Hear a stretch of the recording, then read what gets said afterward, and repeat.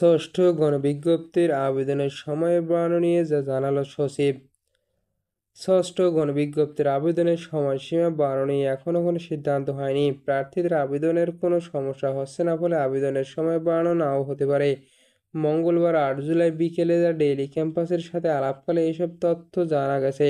বেসরকারি শিক্ষক নিবন্ধন ও প্রত্যয়ন কর্তৃপক্ষ এনটিআরসির সচিব এম রেজওয়ানুল হকের সম্প্রতি কারিগরি ত্রুটির কারণে ষষ্ঠ গণবিজ্ঞপ্তির আবেদনের প্রায় 18 ঘন্টা বন্ধ ছিল। এই সময় আপনারা আমাদের আবেদনের সময় বাড়াবেন কিনা এ নিয়ে প্রশ্নের জবাবে এনটিআরসির সচিব জানান, প্রার্থীদের সুবিধার জন্য আবেদনের সাময়িক স্থগিত করা হয়েছিল।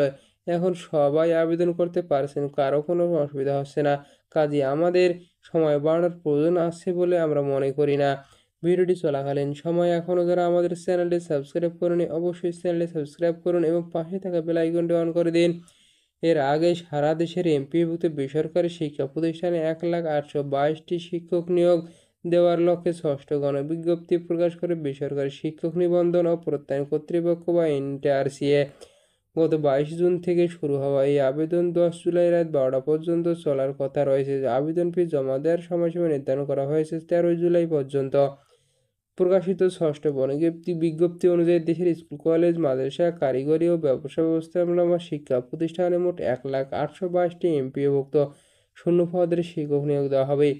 এর মধ্যে স্কুল কলেজে 46,211টি, মাদ্রাসায় 53,501টি এবং কারিগরি ব্যবসা ব্যবস্থাপনা প্রতিষ্ঠানে 1,110টি পদ রয়েছে।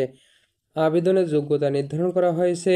প্রার্থীর বয়সসীমা 4 জুন 2025 তারিখে সর্বোচ্চ 35 বছর হতে হবে। সেদিন 18তম শিক্ষক নিবন্ধন পরীক্ষার চূড়ান্ত ফল প্রকাশিত হয়েছে।